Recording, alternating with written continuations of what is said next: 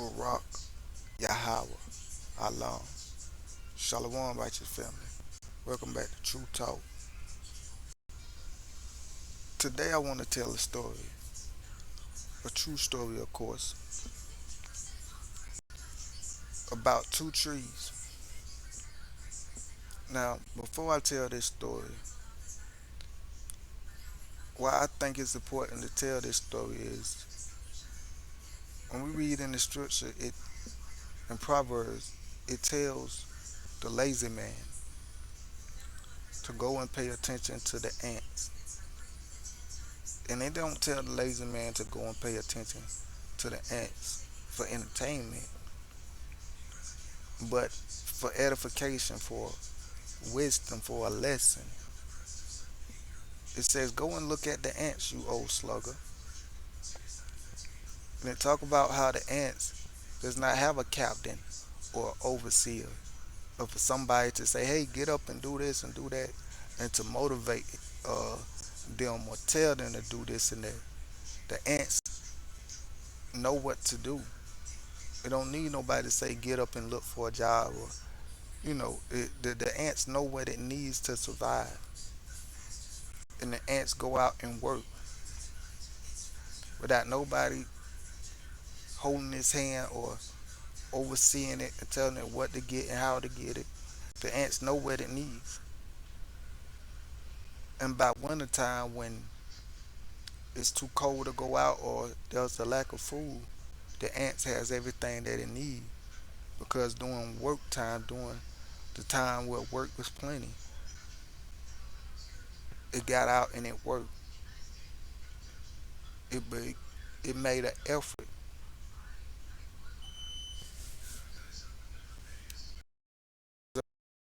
The ants just don't go out there and find food and find what they're looking for automatic just like that. No, sometimes the ants travel hundreds and thousands of feet away from its ants nest in danger,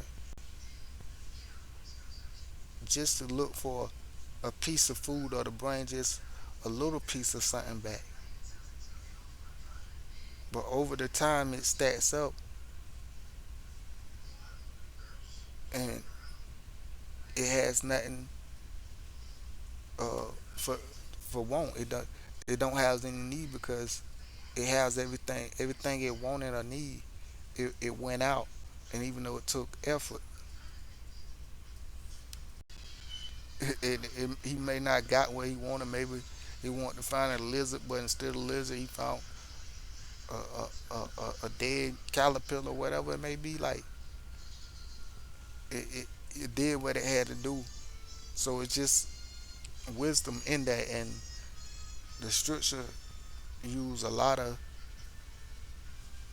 animals in nature to explain life and give lessons of life.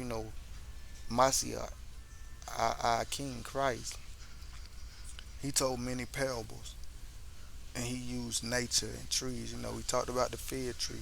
He talked about sowing seeds. Like, he used certain nature and animals and certain things to relay a message, to get clarity and understanding on life in certain situations. In the book of wisdoms, in Ecclesiastes and the Proverbs, it talks about uh, how, I forgot how the proverb go, but it says something as how nature can be our teacher. How we can go and observe nature, plants and animals, and they can teach us things or two about life, about order, about working, about friendship. And for example, like wolves go in packs. A lot of animals move in packs and family, and that shows that when you work together, you know, when they eat, they all eat and they share. Like when they catch a gain or food, all of them eat off that. There's no minds, there's no, big me, little you, and even the animals, like they know everybody got a position. Everybody ain't. the head. They have one what they call chief or a crown or a person like, and they let that person lead. Now, of course, even in the animal kingdom, that just because that thing that he's the chief or whatever, somebody else can take him down if he's not doing anything right or in order. Somebody take him down and become chief over him. Whoever the Lion King or the tribe pick. So yeah, so there's a lot of wisdom that we can get from nature and observing nature and the things that go on in this earth with animals. There's a scripture in Ecclesiastes talk about that. The animals was made from dirt and we was made from dirt, and the animals die and we die also. So we know better than the animals. And I was like, you know what? It take humility to realize that and think that, because in this world they put out, oh yeah, we superior than the animals. We know more than the animals. We live in houses, we got ACs and cars. The animals, they live out in the wild and eat scraps. So we higher intelligent than the animals, and we have this sense of superior as if we better than the animals. But it take a real somebody to real have humility and say, you know what, these animals, they created from dust just like man. They eat just like we eat. They boo boo like we boo boo. They have sex and produce, and just like man have sex and produce, and you know, and they can feel pain and can experience joy. You seen when a dog or a cat happy, they tail. For a dog, they tail wag, and a cat, purr or whatever. So like, and eventually they get old and die, just like humans. So it's just a real humble, humid way to look at life instead of always saying, "Oh, we better than this" or "we better than that," and just being humble. Say, "Nah, we all different. We all got our own walks in life. We all got our strong areas." You can say you're so superior, but can't nobody outrun a jackraw. You know what I'm saying? Can't nobody beat up a bear or a lion. Out there in the wild, who gonna last? You or that lion? But oh, we superior just because certain. So we all got different walks and roles in life. I always look at people as, okay, I respect what you got going on, even though I might not agree with it, or not even respect. And I'm talking about like different culture, like how somebody maybe like different music, different style of dress, different way of eating, and maybe even to a certain extent a different way of thinking. Be like, okay, I see. As long as it don't afflict with what I got going on, you know, we all different in our own way. Even the animals. I look at everybody like we all got our roles and our position on this earth. Instead of worry about what other people doing, worry about, are you playing your position right? Because a lot of times as human, we do things that affect the wildlife and the nature, the animals. We cut down their forests, start fires and stuff, and cut different plants, and now certain animals go extinct, or certain animals that wasn't in this area is now in that area, and so knowing that we all are neighbors on this planet, and what we do don't just affect us, it affect everything around us, and it will affect every person around us, direct or indirect. So that's my little rant about that. But back to the story about these trees. Where I'm at, I look out the window and I can see these two trees being planted. Now this was in the beginning of spring, if I'm not mistaken. Yes, the beginning of spring. So spring just started in, so you know, spring of this year. So certain places, certain people are planting plants and stuff for the spring, and these two trees are planted, and both of the trees look like this tree right here that's on my left. Both of the trees got no leaves; they just look like sticks. They been in the ground. Both of them are bare, no leaves or nothing. Both of them look like this. So, so as I looked out the window and seen that they planted both of these trees, I noticed like a couple of days later, one tree was on one side of the sidewalk, the other tree was on the other side, and I noticed that it wasn't raining; it was blue sky, so it hadn't been raining. I noticed like on the side of one tree, a puddle came up, like like it was wet. And I seen some people go out there, walk around out there, look like they was looking for a problem. And 2 or 3 days later, may have been 4, the sewage people came out there, and I assumed they fixed the problem because after that, a couple of days, the little powder water that was out there, it disappeared. So I'm assuming, and rightfully so, that that was sewage water, and the sewage was leaking.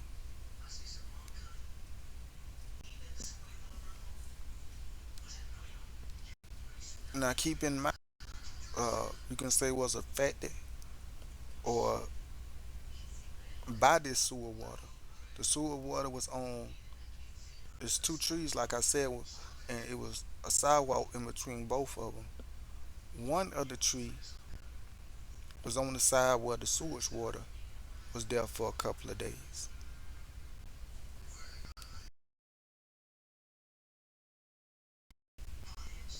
So the tree where the sewage water was,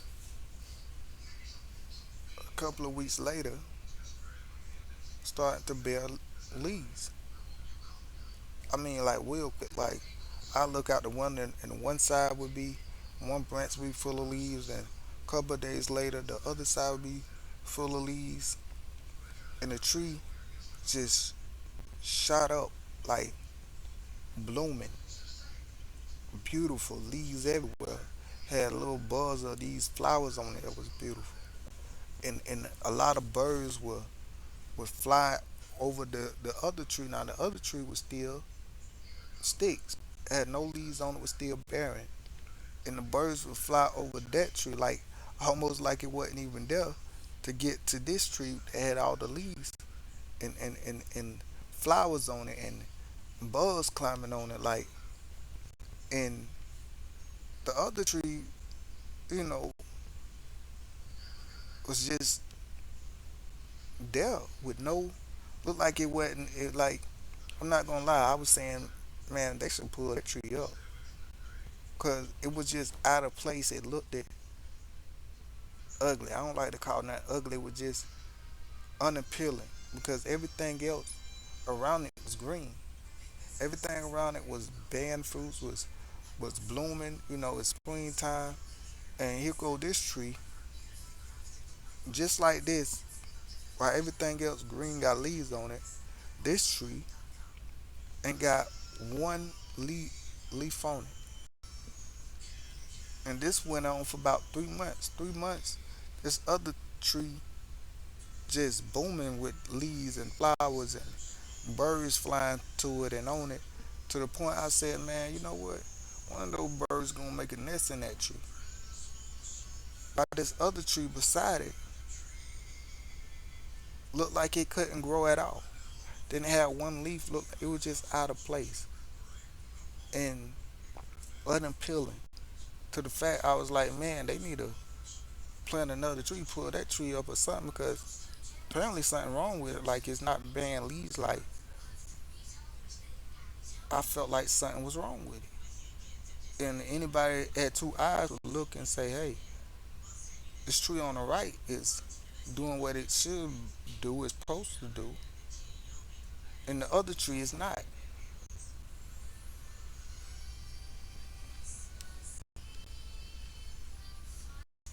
So I thought about it like, why is that?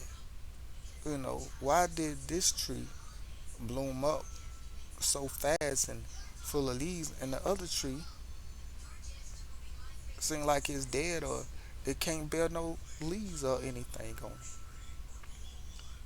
And I was, maybe it has something to do with the sewage water.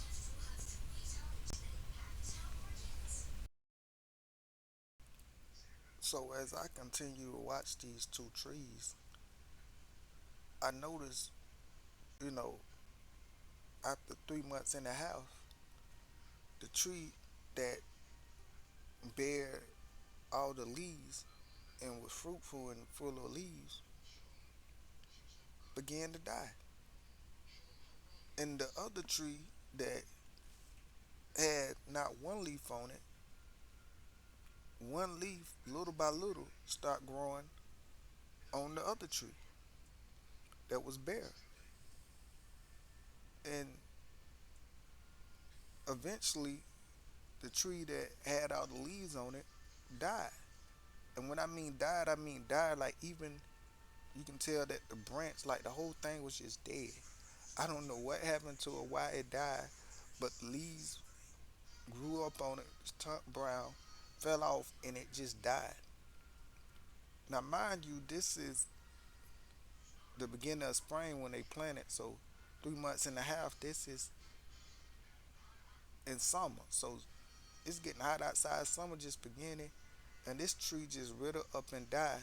And the other tree that's been bearing all this time, that don't have one leaf on it, to my surprise, started growing leaves one by one. And to the fact where it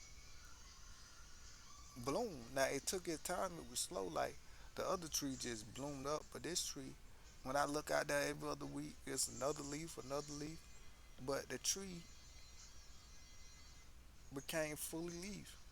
And if I can swap picture, it looked like the opposite. Now this tree was full of leaves and had flowers and birds flying to it, and the other tree was dead. And when I mean dead, like you can even tell that the tree itself, like it dried up, like it had no life in it. Even the other tree, when it was, didn't have no leaf on it, you can tell that the branches and stuff was still, you know, live in it. It still had life in it. But nevertheless, this tree over here that I thought something was wrong with it, that was dead for a long time, all of a sudden began to bear fruit. And the tree that I thought was achieving itself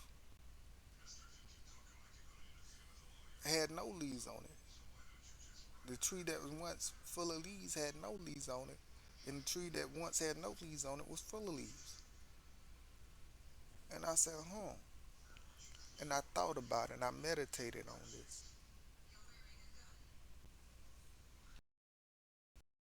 And two messages came to my mind. Now, while you're hearing this, I don't know what the Spirit may put in your soul and heart, for you to get out of this.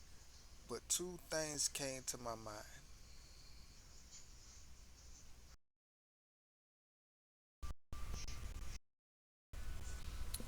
So, like I said, the sewer water, I believe, had a lot to do with it.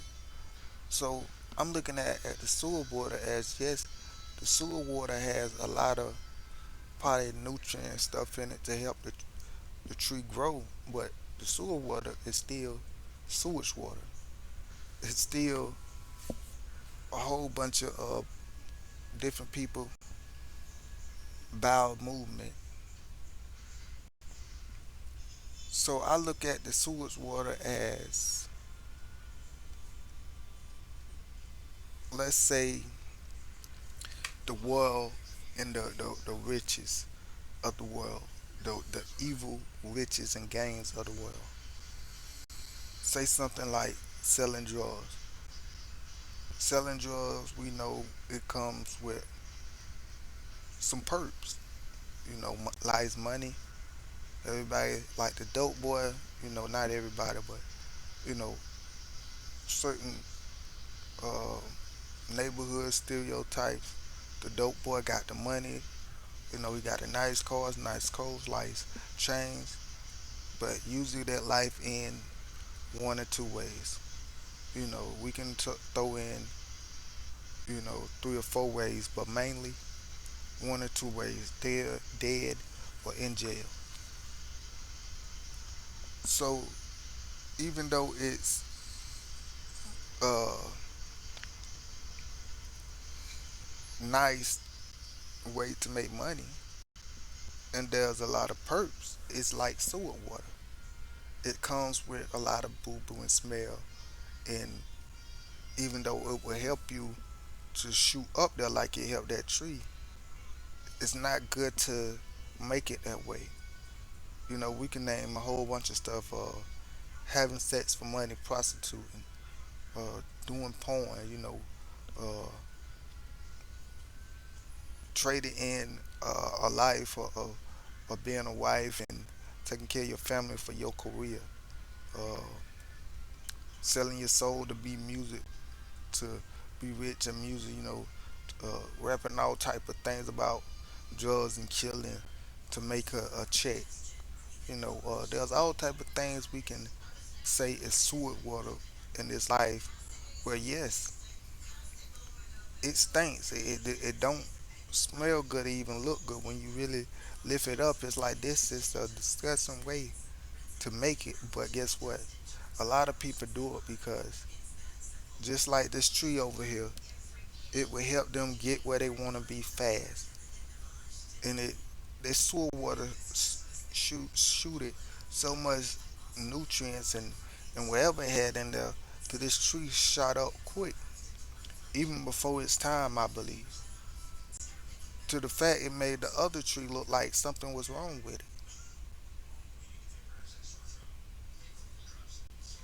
And the other tree was actually just being natural, just coming up the natural way with the nutrients and stuff that come from the ground with the sun and stuff. But the tree that got the sewer boost, that dirty money, that cricket things what people do to snake people, deceive people to make it, lie on people to make it, do all type of stuff just to make it, and they get where they are. And yeah, the birds fly to them and rest on them, and bugs come and creep on them, and they got beautiful leaves and plants and stuff. And for somebody that's just living a natural life, that's getting it the way the most I want it, organic, seem like it's take forever.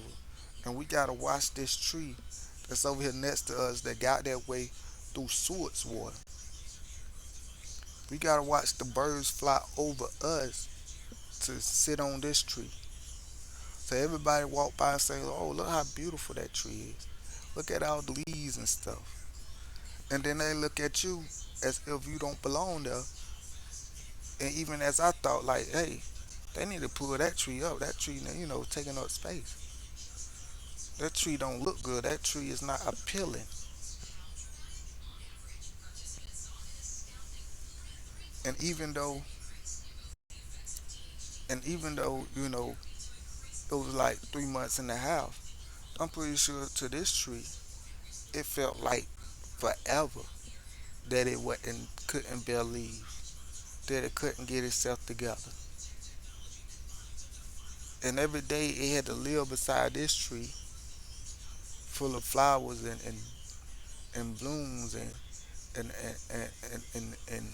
birds and people looking at it, admiring it, knowing that it got this way through sewage water. And this tree was like, hey, maybe if I could have got sewage water, I would have got it, but it just didn't fall on my side. And now I'm forced to do it the organic way and just bear fruits when it's my season. But it remind me of a scripture that says, even though the wicked rejoice in its lifetime, and it seems like that they getting away with what they getting away with, and it seems like nothing bad is happening to them. It says don't envy them because their end is the lake of fire. And a lot of times their end come on sudden. It's not a warning. It's sudden.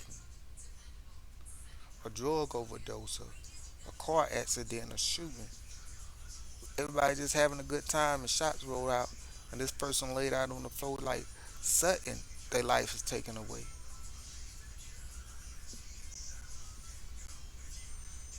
And everything that they work for is down the drain. And for what? They end up in hellfire, and the people they leave behind don't care nothing. They don't shed a tear. They just fighting over money. Well, how the saying go? They throw a funeral one night, and the next night it's a party, and they moving on. No, throw the funeral that day, the same night is a party they celebrating, and then they just move on. It, so many times over and over we seen this. But then I looked at my life, and I asked you to look at your life.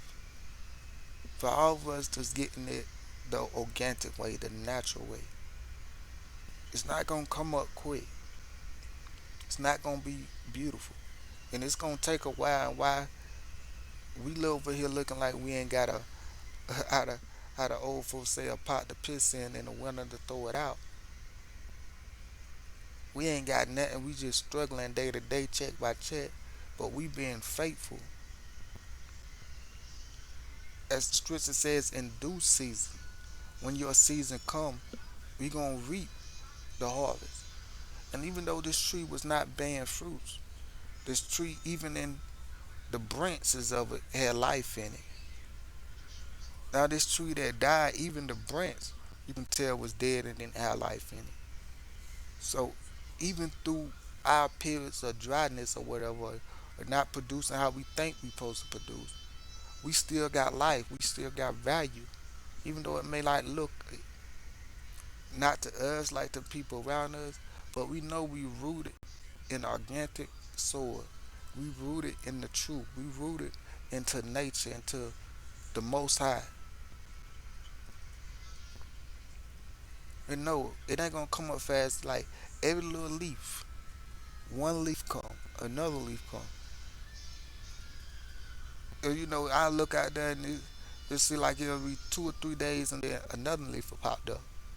But the other tree I looked out there, it was 2 or 3 days and I looked, it had a whole branch full of leaves. So the process was even slower. But when it got where it wanted to be, where it's supposed to be, it lasted. And that's the thing when you do it for the most high, when you do it the right way, can't nobody take it from you. It lasts more. And the tree that got the sewer water boost came up quick and beautiful, yes, but it died.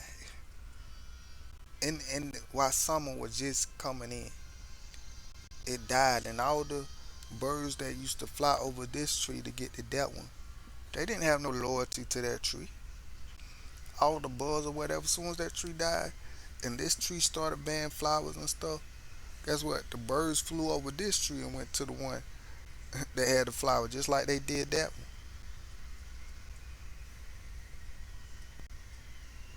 So when you get to that season where people starting to notice your bugs, your flowers, your leaves, and birds start to fly and on you, don't let that go to your head.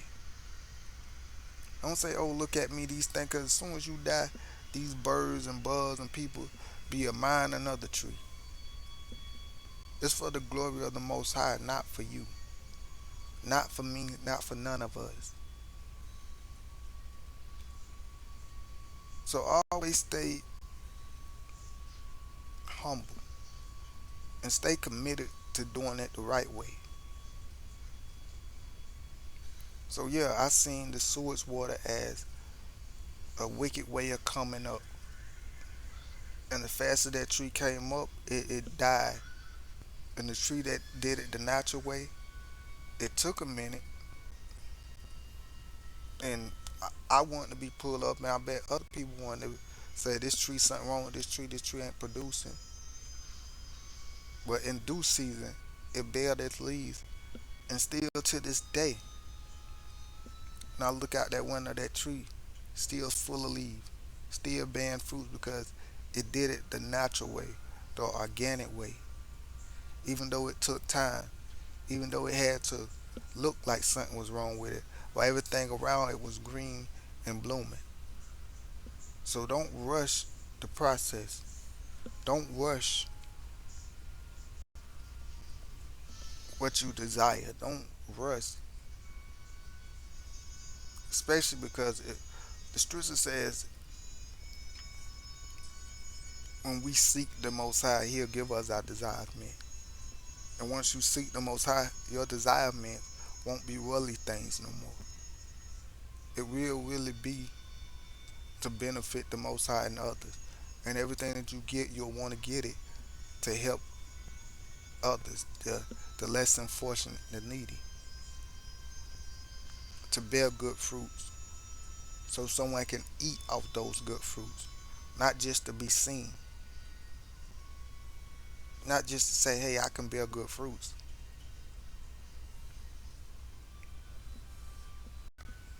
It also it made me realize you can't look at things around you or the tree beside you. Even in scripture, we was described as trees. When the man was blind and Christ asked him what he see, he said, "I see man as trees walking." We can't look at the person next to us or down the street and say, "Hey, why they getting this type of treatment?" or "Why they got this and I ain't got that?" Because everybody is different. What's meant for that person is meant for that person. What's meant for you is meant for you. Don't try to get the friends that other people got, or the recognition other people got, or the respect other people got, or the money or the car or whatever. I think, if I'm not mistaken, ain't that's like the 10th commandment: thou shalt not covet thy neighbor's anything. Covet means lust or desire or want anything that your neighbor got. A lot of times we think just material things. No, that means the honor they get, the respect they get, you know, amongst the clothes and friends or whatever they got. It says anything of your neighbor. Don't measure yourself off people and say, "Well, they got the house and the wife and the car, well, I ain't got it." Remain faithful, because they may get a divorce while you getting married. And your marriage may be the best marriage and last forever. But you too busy whining and worry about these people marriage, that you trying to get it fast and mess up your blessing. Because you just jump for any man or woman that seems to be good. As the scripture says, to a hungry person, every bitter thing seems sweet. Instead of being patient, say, "Well, the Most High ain't brought him to me. Most High ain't brought her to me yet." And live in the pleasure that what you do have, instead of looking at what you don't have. Look at what you do have, and don't desire for to be like somebody else, to have what other people have, because you got something they ain't got, and they got something you ain't got. That's for everybody, and we all got what we deserve and need. And it's a stingy, evil, selfish way to be thinking, looking at somebody and say, "I want to be treated like them," or get what they got, but you ain't lived their life, done what they done. Want to be committed like they committed, or you don't know the troubles that come with what they got. I remember this dude pulled up to the store, and he had nice clothes on. He had a nice watch, nice, look like money, as we say, look like money. And he pulled up in a nice car. Some dudes around the store that was like, "Oh, big shot, man, let me hold something." He was like, "Man, I ain't got it."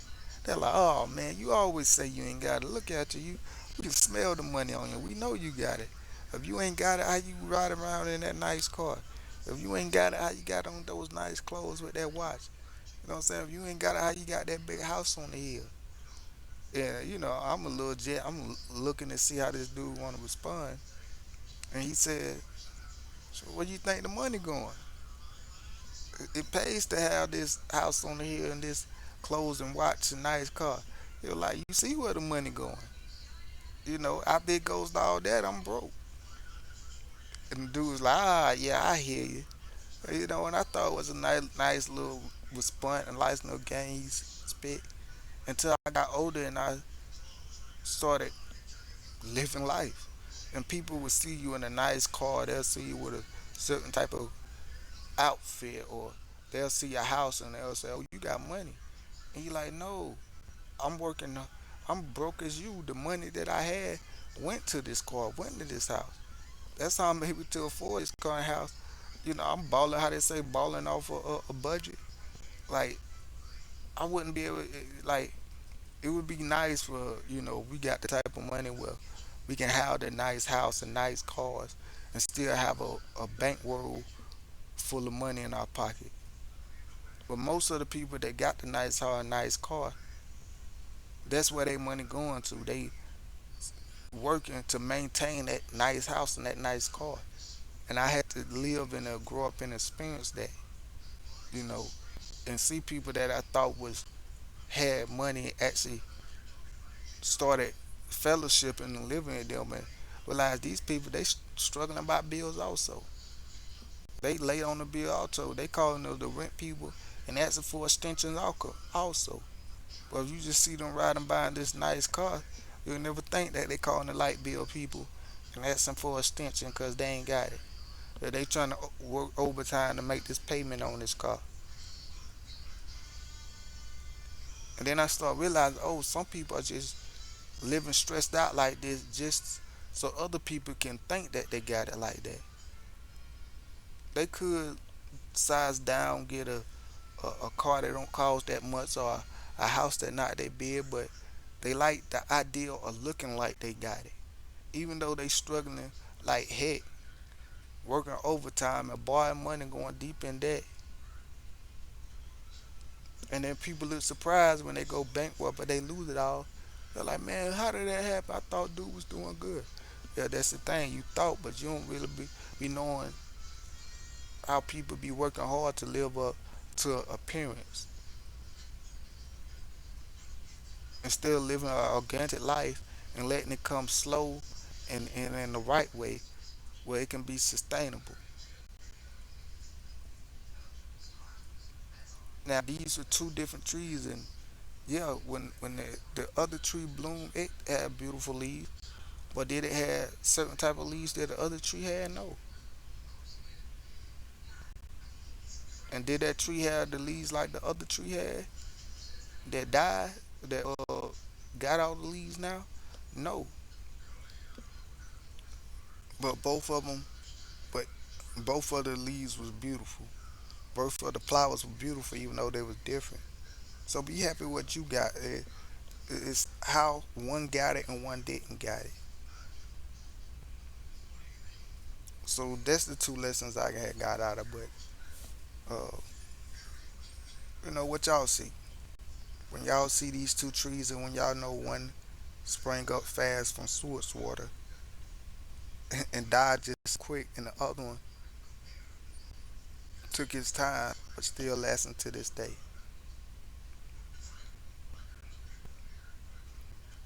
But at the end of the day, let y'all be true and every man a lie. Till next time, Shalom.